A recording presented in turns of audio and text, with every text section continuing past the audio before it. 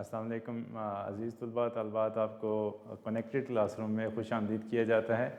आज जो हम लेक्चर पढ़ेंगे चैप्टर नंबर 6 स्टोकियोमेट्री, इसका लेक्चर नंबर 2 है और इसमें हम जो न्यूमेरिक कैलकुलेशंस थी वो आज हम सीखेंगे, जिसमें पहला जो है calculations of moles from grams.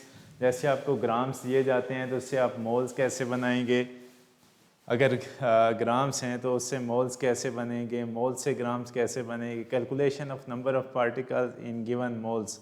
अगर आपको मोल्स दिए जाते हैं तो उससे आप जो नंबर ऑफ पार्टिकल्स हैं, चाहे वो मालिक्यूल्स हैं, नंबर ऑफ आइंस हैं या फार्मूला यूनिट्स हैं, वो कैसे फाइंड आउट करेंगे। उसके बाद calculations of moles in given number of particles, balancing chemical equation और ट्रांसफॉर्म केमिकल इक्वेशन इनटू आयनिक इक्वेशन। इसका जो ओवरव्यू है, जैसे यहाँ पे अमाउंट ऑफ सब्सटेंस, जैसे हम नंबर ऑफ मोल्स को फाइंड आउट करेंगे तो नंबर ऑफ मोल्स कैसे फाइंड आउट होंगे कि एक फार्मूला यहाँ पे लिखा गया है mess divided by molar mess, जिसको हम n के साथ लिखते हैं और n क्या होता है, this is moles. Moles is equals to mass in grams divided by molar mass. तो जो ही आप इसको डिवाइड करेंगे तो पहला फार्मूला आप ये यूज़ करेंगे कि अमाउंट ऑफ सब्सटेंस मोल्स कैसे फाइंड आउट होते हैं। उसके बाद नंबर 2 इसी फार्मूले से हम मैस को फाइंड आउट करेंगे। तो मैस कैसे आएगा, mass in grams is equals to moles into molar mass. ये फार्मूला नंबर 2 होगा जो आप यूज़ करेंगे। उसके बाद नेक्स्ट है मोलर मैस। मोलर मैस भी हम फाइंड आउट कर सकते हैं, mass in grams divided by number of moles. तो यहाँ पे मोलर मैस आ सकता है। और मोलर मैस एक और तरीका भी है कि अगर आपको फार्मूला दिया जाता है तो तमाम एटम्स जो उस फार्मूले के अंदर मौजूद हैं उनके मैसेस को आप सम करके भी आप मोलर मैस कैलकुलेट कर सकते हैं। उसके बाद जो नेक्स्ट है कुछ रिलेटिव मैसेस दिए गए हैं, जैसे ऑक्सीजन है तो ऑक्सीजन का मैस 16 है, वाटर है उसका molar mass molecular mass 18 grams per mole है। NaCl का यहाँ पे फार्मूला मैस लिखा गया है क्योंकि NaCl जो है वो आयनिक स्पीशी है। जितनी भी आयनिक स्पीशीज़ होती हैं उनके लिए हम फार्मूला मैस डिफाइन करते हैं। तो यहाँ पे 58.5 ग्राम्स आ जाएगा। उसके बाद number of particles, number of particles find out करने के लिए ये जो फार्मूला नंबर 5 है, जब भी आप नंबर ऑफ़ पार्टिकल्स की बात करेंगे तो नंबर ऑफ़ पार्टिकल्स के लिए आ जाएगा मोल्स इनटू Na। ठीक है, तो ये फार्मूला नंबर 5 है जो इन कैलकुलेशंस में आप सीखेंगे। और Na से क्या मुराद है, Na जो है एवोगैड्रो नंबर है जिसकी वैल्यू 6.02 × 10⁻23 होती है और इसको हम Na के साथ रिप्रेजेंट करते हैं।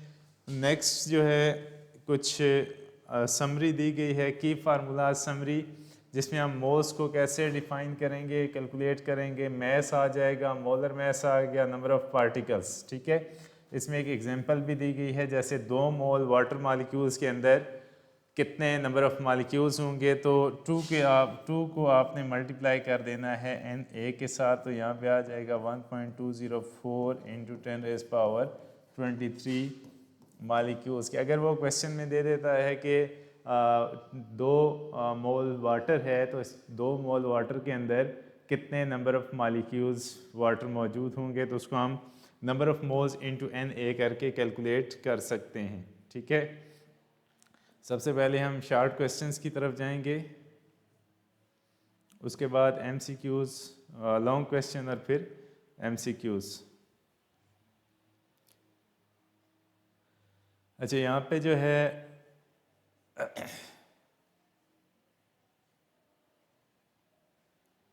शॉर्ट क्वेश्चन पहला जो है 8.8 ग्राम CO2 वर्सेस 7 ग्राम NO2। हमने यहाँ पे number of molecules find out करने हैं कि 8.8 जो CO2 है, CO2 वो 8.8 ग्राम्स है और जो NO2 है वो कितनी है, 7 ग्राम्स। इसमें हमने number of molecules find out करने हैं और बताने हैं कि किस चीज़ के अंदर मोर मॉलिक्यूल्स मौजूद हैं। तो मालिक्यूल्स फाइंड आउट करने के लिए आपको क्या चाहिए, पहले मोल्स चाहिए। मोल्स कैसे फाइंड आउट होंगे, mass in grams 8.8 divided by 44। तो ये यहाँ पे कैलकुलेशन मौजूद है, तो ये नंबर ऑफ मोल्स कितने आ जाएंगे 0.2। इसी तरह से जो N2 है इसके ग्राम्स कितने हैं 7, moles is equals to 7 divided by N2 का जो मोलर मैस है वो 28 है, 14 मल्टीप्लाई बाय 2 28, तो ये कितना आ जाएगा 0.25। अब यहाँ पे आपने क्या करना है नेक्स्ट के नंबर ऑफ मालिक्यूल्स 0.25 ग्रेटर 0.2 मोल। तो यहाँ पे हमने जो देखना है कि किसके अंदर नंबर ऑफ मालिक्यूल्स ग्रेटर होंगे। तो number of molecules find out करने के लिए आप क्या करेंगे, number of molecules is equals to moles into Na। ठीक है, अब यहाँ पे अगर हम 0.2 लिखते हैं और इसको Na के साथ मल्टीप्लाई करते हैं तो दोनों टर्म्स के अंदर जो ग्रेटर टर्म है वो कौन सी है, आप खुद यहाँ से अंदाज़ा लगा सकते हैं कि 0.25। जब आप 0.25 को Na के साथ मल्टीप्लाई करेंगे तो 0.25 का जो आंसर होगा वो ग्रेटर होगा एज़ कम्पेयर टू 0.2। तो यहाँ पे लिखा गया है कि मोर मालिक्यूल N2 0.25। तो यहाँ पे क्या लिखेंगे, N2 has more molecules as compared to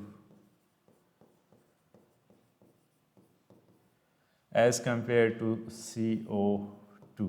ठीक है, यहाँ पे कैलकुलेशन के साथ साथ आपसे कुछ जस्टिफिकेशन भी मांगी गई है कि नंबर ऑफ मालिक्यूल्स आपने कैलकुलेट करने ही करने हैं। यहाँ पे 2-3 कंसेप्ट हैं। सबसे पहले आपने मोल्स फाइंड आउट करने हैं। मोल्स फाइंड आउट करने के बाद आप क्या करेंगे, नंबर ऑफ मालिक्यूल्स पे आएंगे। नंबर ऑफ मालिक्यूल्स के बाद आप ये जस्टिफिकेशन देंगे कि किस में नंबर ऑफ मालिक्यूल्स ज़्यादा हैं। तो यहाँ पे N2 has more molecule as compare to CO2। ठीक है, यहाँ तक आपका क्वेश्चन नंबर 1 अटैम्प्ट हो चुका है। अगर आपको इसमें कोई क्वेश्चन है तो आप मुझसे डिस्कस कर सकते हैं, नहीं तो हम क्वेश्चन नंबर 2 की तरफ जाएंगे। ठीक है, क्वेश्चन नंबर 1 में अगर कोई इशू है तो आप मुझे बता सकते हैं, नहीं तो हम क्वेश्चन नंबर 2 की तरफ जाएंगे। Hurry up please.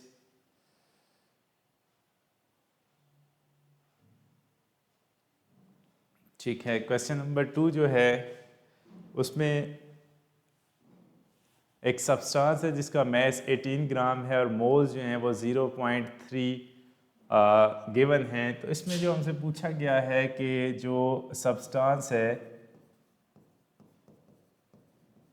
substance can be water or not, कि जो कैलकुलेशंस आपको दी गई हैं इससे जो सब्सटेंस है क्या वो वाटर हो सकता है या कि नहीं। तो सबसे पहले जो यहाँ पे कैलकुलेशंस दी गई हैं, वाटर का जो मोलर मैस होता है H2O वो कितना होगा 1 × 2 + 16 = 18 ग्राम्स पर मोल। अगर हम इनकी कैलकुलेशन से देखते हैं तो क्या 18 ग्राम्स पर मोल आता है। अगर तो ये जो न्यूमेरिक वैल्यूज़ दी गई हैं इनसे मोलर मैस हम कैलकुलेट कर लेते हैं तो वो 18 ग्राम अगर आ जाता है तो ये जस्टिफिकेशन हो जाती है कि जो गिवन सब्सटेंस है वो वाटर है। अगर तो 18 ग्राम्स पर मोल नहीं आता तो ये जो सब्सटेंस है वो वाटर नहीं है, ये कोई और स्पीशी है। तो यहाँ पे हम कैलकुलेशन करके देखते हैं। तो मोलर मैस के लिए जो वैल्यूज़ गिवन हैं, molar mass is equals to mass in grams divided by moles, mass. एक चीज़ यहाँ पे जो लिखी गई है मोलर मैस, आई थिंक मुझे क्वेश्चन में दोबारा देखना पड़ेगा।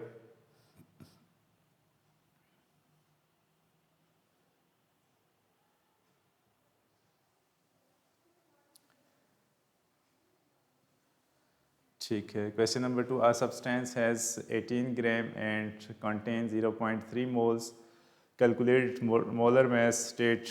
ठीक है,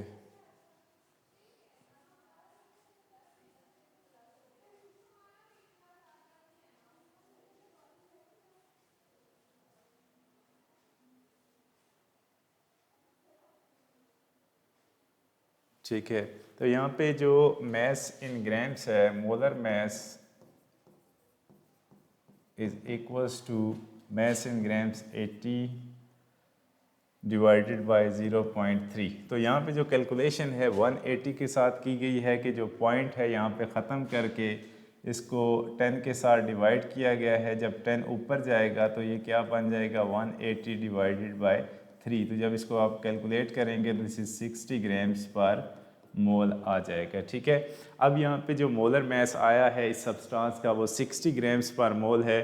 तो यहाँ पे लिखा गया है कि 60 gram is not equal to 18, जबकि जो वाटर है उसका मोलर मैस कितना आता है 18 ग्राम्स पर मोल।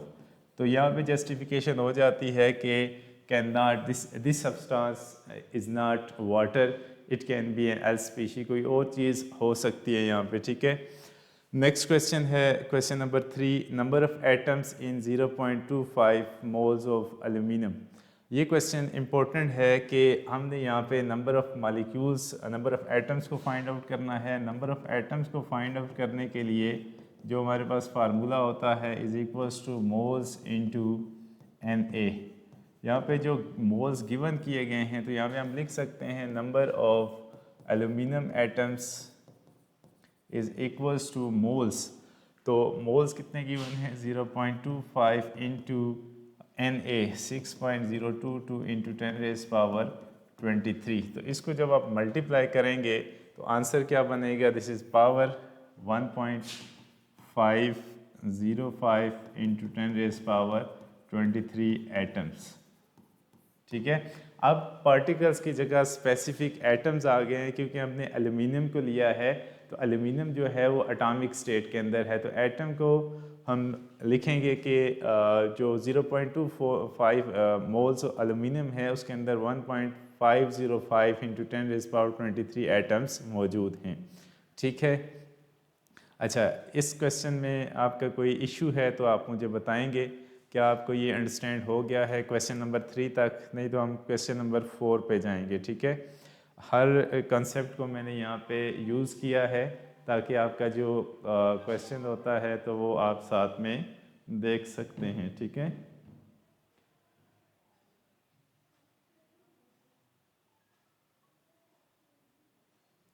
जल्दी से आपका कोई क्वेश्चन है तो आप मुझे बताएं।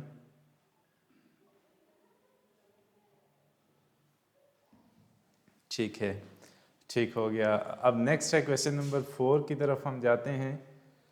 अब यहाँ पे थोड़ा सा एक कंसेप्ट है आयनिक इक्वेशन का। आयनिक इक्वेशन के लिए सबसे पहले आपको जो भी इक्वेशन दी जाएगी उसको आपने कन्वर्ट करना है इनटू देयर आइंस। ठीक है, उसके बाद आपने देखना है दोनों साइडों पे जो सेम टाइप ऑफ आइंस हैं उनको आपने सेम टाइप ऑफ आइंस का मतलब क्या है कि अगर सोडियम एक साइड पे मौजूद है तो सोडियम दूसरी साइड पे भी उसी फेस के अंदर मौजूद होना चाहिए। जैसे एक्वस एक साइड पे है तो दूसरी साइड पे भी एक्वस होना चाहिए। जैसे हम देखते हैं कि सोडियम सल्फेट एक्वस स्टेट के अंदर है तो सोडियम को हमने ब्रेक डाउन किया इनटू Na पॉजिटिव, ये एक्वस मौजूद है। इसी तरह सल्फेट एक्वस मौजूद है। बेरियम क्लोराइड, बेरियम भी एक्वस है। इसी तरह से क्लोराइड भी एक्वस है। इसी तरह बेरियम सल्फेट सॉलिड है, ये BaSO4। इसको अगर आप आइंस में कन्वर्ट भी करेंगे तो ये दोनों तरफ कैंसल आउट नहीं होगा। इस तरह से जो Na पॉजिटिव है ये एक्वस है, इसी तरह से जो Cl नेगेटिव है वो एक्वस है।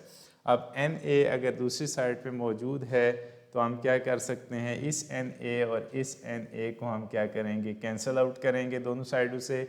और Cl नेगेटिव ये भी एक्वस स्टेट में है और ये भी एक्वस स्टेट में है, ये कंपैरिजन में है। इनको हम स्पेक्टेटर आइंस कंसीडर करते हैं जो दोनों साइडों पे सेम फेस के अंदर मौजूद होते हैं।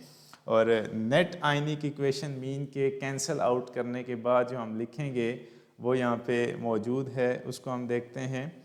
नेट आयनिक इक्वेशन आपकी जो मौजूद है, इन दोनों आइंस इसको ये ख़त्म हो जाएंगे, 2Cl और Cl ख़त्म हो जाएगा। जो नेक्स्ट हम लिखेंगे इसकी आयनिक इक्वेशन वो यहाँ पे मौजूद है SO4 2 negative plus Ba 2 positive gives us BaSO4, yes, in solid state. ये जो यहाँ पे प्रेसिपिटेट आउट हो जाएगा, बाकी जो है यहाँ पे एज अ स्पेक्टेटर आइंस काम करेंगे। आपकी जो इक्वेशन आएगी ये यहाँ तक मौजूद होगी, ठीक है, जो नेट आयनिक इक्वेशन है, ठीक है। इसमें आपका कोई क्वेश्चन जो आयनिक इक्वेशन लिखनी है आपने, मुझे आप बताएंगे ताकि फिर हम आगे मूव करेंगे, ठीक है।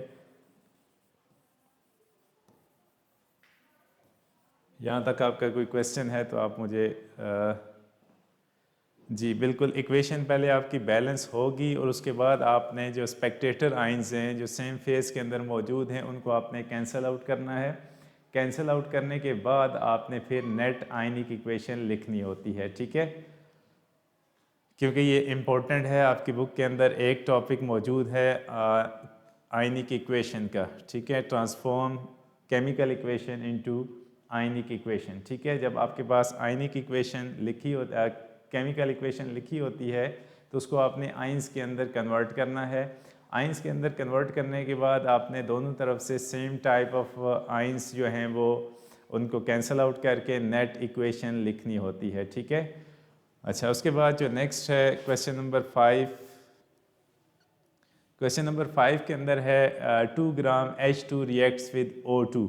हमने इसके लिए एक बैलेंस्ड इसमें दो कंसेप्ट हमने यहाँ पे ऐड करने हैं। सबसे पहले इसके लिए जो बैलेंस्ड केमिकल इक्वेशन है, ठीक है, बैलेंस्ड केमिकल इक्वेशन लिखने के लिए आपको दो चीज़ें चाहिए। यहाँ पे जो रिएक्टेंट्स है H2 reacts with O2 gives us H2O। इसको आप बैलेंस कैसे करेंगे? बैलेंस करने के लिए आपको दोनों साइड्स पे एटम्स को देखना है। जैसे एक साइड पे जो एटम्स हैं वो हाइड्रोजन के 2 हैं, दूसरी साइड पे भी 2 मौजूद हैं। ये हाइड्रोजन बैलेंस्ड है, जबकि ऑक्सीजन को यहाँ पे अगर हम देखते हैं तो यहाँ पे 2 एटम्स हैं और यहाँ पे 1 है। इसको हम 2 करने के लिए क्या हम 2 के साथ मल्टीप्लाई कर सकते हैं? तो अगर हम H2O को मल्टीप्लाई करते हैं 2 के साथ तो यहाँ पे क्या हो जाएगा, हाइड्रोजन 2 2 ज़ार 4 और ऑक्सीजन बैलेंस्ड हो जाता है। अब हाइड्रोजन अनबैलेंस्ड है तो इसको बैलेंस करने के लिए हम क्या करेंगे, 2 के साथ मल्टीप्लाई कर देंगे। ये कंसेप्ट भी आपकी बुक के अंदर मौजूद है, how to balance chemical reaction. तो यहाँ पे ये एक कंसेप्ट आ गया कि आपने रिएक्शन को बैलेंस्ड कैसे करना है, एक सिंपल इक्वेशन है। उसके बाद मोल्स हमने फाइंड आउट करने हैं कि जो गिवन है, हमें गिवन है कि 2 gram mass of H2, mass of H2 is equals to 2 grams. हमने यहाँ पे इसके लिए फाइंड आउट करने हैं मोल्स। अब मोल्स फाइंड आउट करने के लिए जो फार्मूला हम यूज़ करेंगे, mass in grams divided by mass किस में होना चाहिए, ग्राम्स के अंदर, और डिवाइडेड बाय मोलर मैस। जब आप ये करेंगे तो मैस इन ग्राम्स कितना है, 2। अब यहाँ पे एक और चीज़ आती है कि हाइड्रोजन का मोलर मैस कितना होगा। तो हाइड्रोजन का मोलर मैस दो चीज़ें हैं, एक होता है एटॉमिक हाइड्रोजन और एक होता है मॉलिक्यूलर हाइड्रोजन। मॉलिक्यूलर हाइड्रोजन के केस में जो हाइड्रोजन का मॉलिक्यूलर वेट होता है वो 2 ग्राम्स पर मोल लेते हैं, जबकि एटॉमिक हाइड्रोजन के केस में 1 ग्राम पर मोल होता है। तो यहाँ पे हम जो लिखेंगे 2 ग्राम्स पर मोल, 2 और 2 कैंसिल आउट हो जाएगा, तो यहाँ पे क्या आंसर आएगा, this is 1 mole in 2 grams of hydrogen. तो ये इस क्वेश्चन के अंदर कंसेप्ट था कि आप इसके लिए केमिकल इक्वेशन खुद से लिखें, उसको बैलेंस करें और 2 ग्राम हाइड्रोजन मालिक्यूल के अंदर जो नंबर ऑफ़ मोल्स हैं वो आपने फाइंड आउट करने हैं। ये क्वेश्चन एक्सटेंड भी हो सकता है कि आप जो 2 ग्राम हाइड्रोजन मालिक्यूल्स हैं उसके अंदर आप नंबर ऑफ़ मालिक्यूल्स भी फाइंड आउट कर सकते हैं। ये तीसरा कंसेप्ट भी इसमें ऐड किया जा सकता है, ठीक है। ये थे आपके शॉर्ट क्वेश्चन। इसमें अगर आपका कोई क्वेश्चन है तो आप मुझे बताएंगे, नहीं तो हम लॉन्ग क्वेश्चन की तरफ मूव करेंगे। जहाँ तक आपका कोई क्वेश्चन है तो आप मुझे बताएं जल्दी से।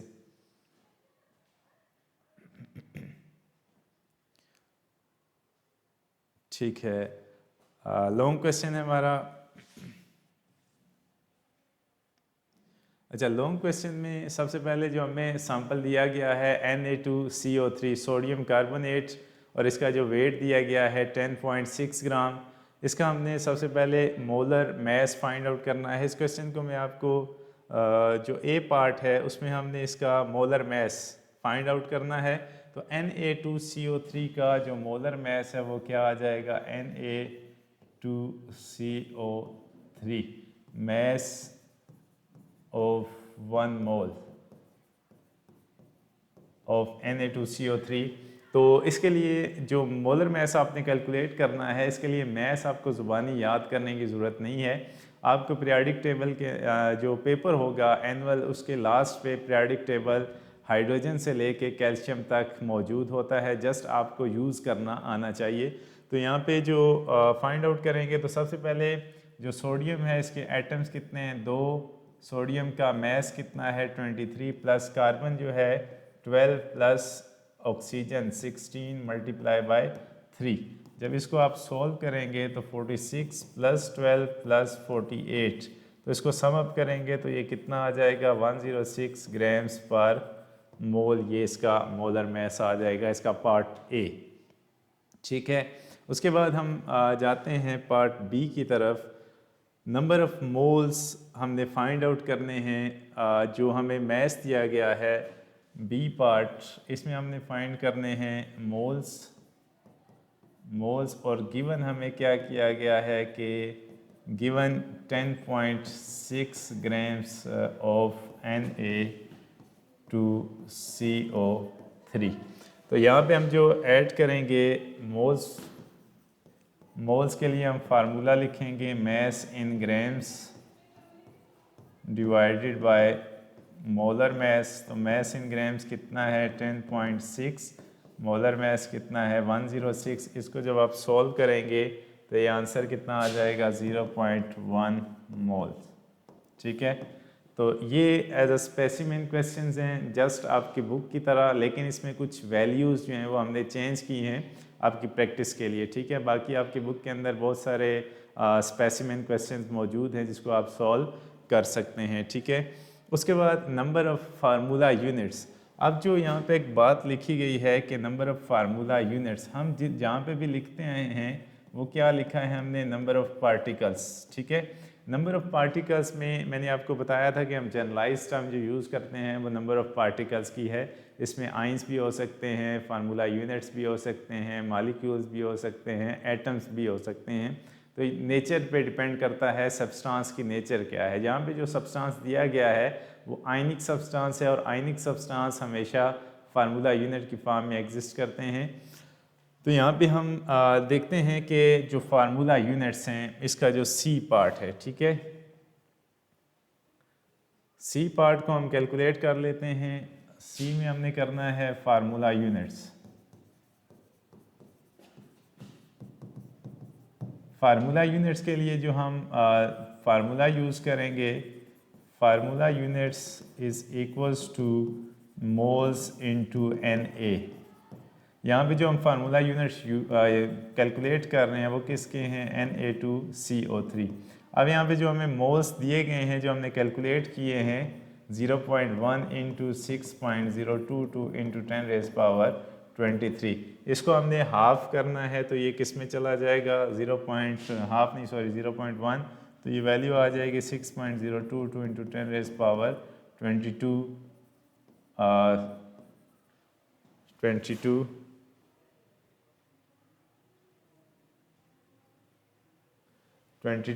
Formula units. ठीक है, क्योंकि हमने फार्मूला यूनिट्स कैलकुलेट करने हैं तो पार्टिकल्स यहाँ पे कन्वर्ट हो जाएंगे इनटू फार्मूला यूनिट्स। ठीक है, उसके बाद नेट आयनिक इक्वेशन। नेट आयनिक इक्वेशन लिखने के लिए सबसे पहले आपको balanced chemical equation with HCl लिखनी पड़ेगी।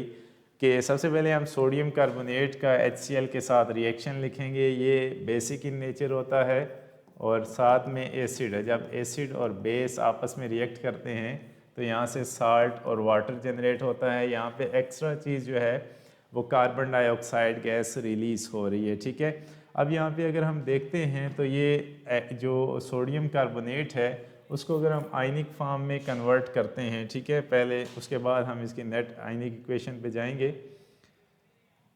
तो यहाँ पे मैं लिख रहा हूँ इसकी जो आयनिक इक्वेशन है Na positive 2 plus CO3 2 negative plus H positive plus Cl negative 2 के साथ gives us 2Na positive plus Cl negative 2 के साथ प्लस H2O और साथ में हम क्या लिखेंगे CO2 गैस जो है वो रिलीज़ हो रही है, ठीक है। हमने क्या करना है कि जो ये जो यहाँ पे दिस इज़ एक्वस और साथ में aqueous solution, this is aqueous और वाटर को हम आइंस में कन्वर्ट नहीं करेंगे, वाटर एज इट इज़ रहेगा। उसके बाद जो कैंसिल आउट वाली चीज़ें हैं उनको हम कैंसिल आउट करेंगे। यहाँ पे Na पॉजिटिव और दूसरा Cl नेगेटिव के साथ कैंसिल आउट हो जाएगा। जो चीज़ बचेगी लास्ट पे वो कौन सी बचेगी, यहाँ पे आप देखें CO3 2 minus plus 2H positive gives us H2O plus CO2, ठीक है।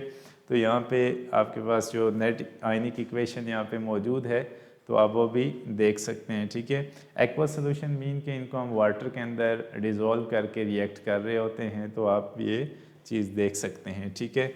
उसके बाद जो नेक्स्ट है, अब यहाँ तक आपका कोई क्वेश्चन है तो आप मुझे बताएंगे, नहीं तो MCQs आपके साथ डिस्कस करूँगा अभी।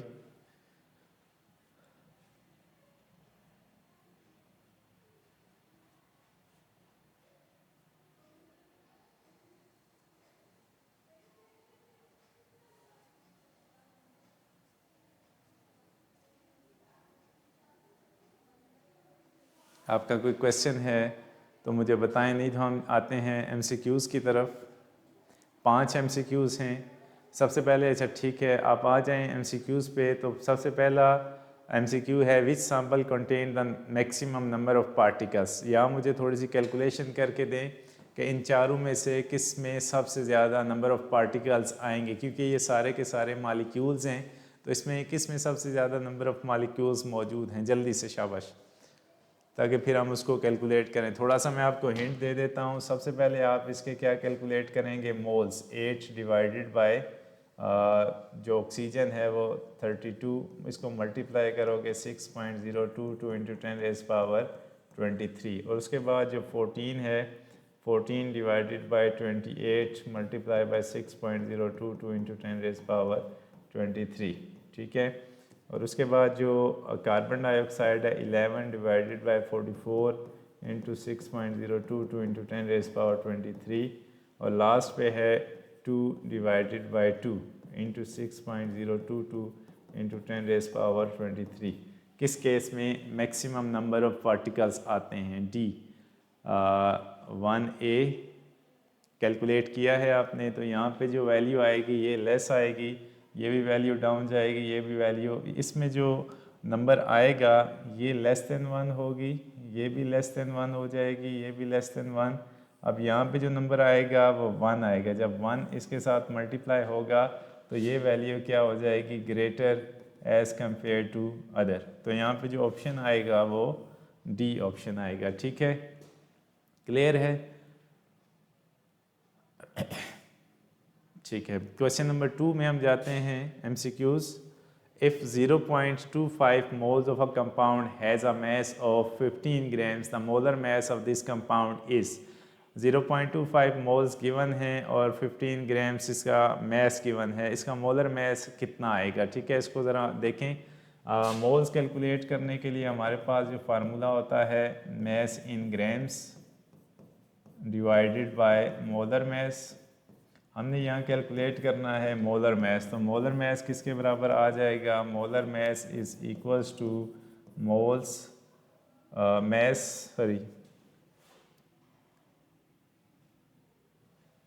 Molar mass is equals to mass in grams. इसको आपने पोजीशन चेंज करनी है डिवाइडेड बाय मोल्स, ठीक है। तो यहाँ पे वैल्यूज़ आप पुट करेंगे, मोल्स कितने हैं और मैस कितना है, 15 डिवाइडेड बाय 0.25। तो इसको जब आप डिवाइड करेंगे तो कितना आ जाएगा, 2C। ठीक है, हारिस रशीद और नबीहा सैयद हैं 2C। तो यहाँ पे आप इसको डिवाइड करें तो 2 का C आता है, 15 को 0.25 के साथ डिवाइड करें तो यही आएगा। इसको चेक कर लें, 15 डिवाइडेड बाई 0.25। ठीक है, ठीक हो गया। तो ये ऑप्शन यहाँ पे आपका करेक्ट है, 60 ग्राम्स पर मोल। ठीक है, तो ये कैलकुलेशन आपने साथ साथ, क्योंकि यही क्वेश्चन आपके शॉर्ट क्वेश्चन में भी आ जाते हैं। ठीक है, अच्छा उसके बाद जो नेक्स्ट है question number 3, the number of moles present in 1.204 into 10⁻²4 atoms of magnesium is. हमने यहाँ पे मोल्स फाइंड आउट करने हैं, हमें एटम्स गिवन किए गए हैं। हमारे पास जो फार्मूला होता है नंबर ऑफ एटम्स का, वो किसके बराबर होता है, मोल्स इंटू Na। यहाँ से हमने क्या निकालना है, मोल्स निकालने हैं। तो मोल्स किसके बराबर आ जाएगा, moles is equals to number of atoms divided by Na। तो नंबर ऑफ एटम्स कितने हैं यहाँ पे, 1.204 इंटू 10⁻24 डिवाइडेड बाय 6.022 इंटू 10⁻23। इसको ज़रा सॉल्व करें, क्या वैल्यू बनती है क्वेश्चन नंबर 3 की, C 2 मोल्स। ठीक है, बिल्कुल यही वैल्यू आएगी 2 मोल्स, क्योंकि यहाँ पे 1 पॉइंट है और 6 पॉइंट है। जब आप इसको सॉल्व करोगे तो यहाँ पे 10⁻1 बचेगी, वो 10⁻1 जब इसके साथ मल्टीप्लाई होगी तो यहाँ पे 12 आ जाएगा। ठीक है, तो 6 को जब आप डिवाइड करेंगे तो 2 मोल्स यहाँ पे आ जाएंगे। ठीक है, ये अंडरस्टैंड हो गया ये क्वेश्चन। ठीक है, गुड। उसके बाद क्वेश्चन नंबर 4 है, which balanced equation shows the correct mole ratio between aluminum and oxygen। नीचे जो इक्वेशन दी गई है वो कौन सी बैलेंस्ड इक्वेशन है, आप देखें ज़रा। Al plus O2 gives us Al2O3, 2Al plus O2 gives us, उसके बाद C है 4Al plus 3O2। ठीक है, उसके बाद 2Al2O3, उसके बाद 6Al plus O2 gives us 3Al2O3। A, B और C में से कौन सी एग्जैक्ट इक्वेशन है, 4C। ठीक है, नबीहा सैयद, हारिस रशीद, आप भी अपना आंसर पुट अप करें जल्दी से। ठीक है, करेक्ट हो गया। ये इसका C ऑप्शन एग्जैक्ट है, जो कि बैलेंस्ड केमिकल इक्वेशन है between the aluminium and oxygen. Question number 5 है, in the ionic equation BaCl2 NaSO4 BaSO4 NaCl, Spectator ions कौन से हैं जो दोनों साइडों से कैंसल आउट हो सकते हैं, जल्दी से। यहाँ पे मैं आपके हिंट के लिए यहाँ पे आप लिखेंगे Ba2 positive aqueous Cl negative 2, उसके बाद Na2 और SO4 2 नेगेटिव। इस साइड पे क्या हो जाएगा, Ba2 positive plus SO4 2 negative. ये सॉलिड स्टेट में है, 2Na positive plus 2Cl negative. Cancel out कौन से हो सकते हैं, Cl के साथ और Na पॉजिटिव, क्योंकि एक्वस स्टेट में दोनों तो कैंसल आउट हो सकते हैं। तो इसका मतलब है कि स्पेक्टेटर आइंस कौन से हो सकते हैं, 5B। ठीक है, तो इसका ऑप्शन क्या आ जाएगा, 5B, Na पॉजिटिव और Cl नेगेटिव। ठीक है, आपका कोई क्वेश्चन है यहाँ पे तो आप पूछ सकते हैं, नहीं तो आपका जो चैप्टर नंबर 6 है वह क्लोज हो चुका है। सारे न्यूमेरिकल मैंने यहाँ पे सॉल्व नहीं करवाए, क्योंकि जो हम लास्ट लेक्चर्स भी देते रहे उसमें आप वीडियोस देखेंगे तो पूरा तफसीली ये चैप्टर मौजूद है। यहाँ पे जस्ट आपकी प्रैक्टिस के लिए वर्कशीट के पेपर में सवाल कैसे हो सकते हैं, तो आपके लिए हम स्पेसिमेंस क्वेश्चन लाते हैं और आपको अटेम्प्ट करने का तरीका बताते हैं। ठीक है, MCQs भी हम एज अ स्पेसिमेन लाते हैं कि यहाँ से MCQs कैसे हो सकते हैं। आपका कोई क्वेश्चन है तो आप जल्दी से डिस्कस कर सकते हैं। 1 से 2 मिनट में आपका वेट करूँगा, उसके बाद हम क्लास ओवर करेंगे।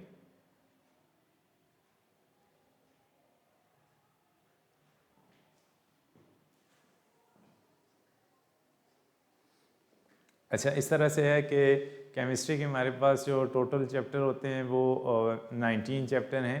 हम इस 9th क्लास में जो पढ़ते हैं वो 15 पढ़ते हैं। उसके बाद जो फेडरल बोर्ड का सिलेबस है, जो असेसमेंट्स हैं, ठीक है, उसमें दो चीज़ें, एक समेटिव पार्ट है और एक फॉर्मेटिव पार्ट है और एक पीबीए का पार्ट है। कुछ जो लास्ट 4 चैप्टर्स हैं थ्योरेटिकल बुक के, जो आपकी टेक्स्ट बुक है उसके लास्ट 4 चैप्टर आपके पीबीए का पार्ट होंगे, वो थ्योरी का हिस्सा नहीं है। और 15 चैप्टर में से भी कुछ ऐसे टॉपिक्स हैं जो फाइनल एग्ज़ाम का पार्ट नहीं है। आप हमारे अगर पूरे लेक्चर तफसील से लेते रहे हैं तो हम हर तरीके से गाइड कर रहे होते हैं, और इन वर्कशीट्स के अंदर या जो लास्ट हमने लेक्चर प्रोसीड किए हैं उनमें भी हम वही टॉपिक्स पढ़ाते रहे हैं जो आपके फाइनल एग्ज़ाम का हिस्सा है। फॉर्मेटिव टॉपिक हमने लेक्चर के अंदर डिस्कस नहीं किए हैं, ठीक है। बाकी इसके अलावा कोई भी जो सिलेबस है वो कम नहीं हुआ, ठीक है। और कोई इसके अलावा?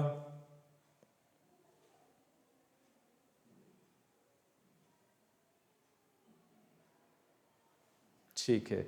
अच्छा, क्लास हम ओवर करते हैं। खुश रहें, आबाद रहें।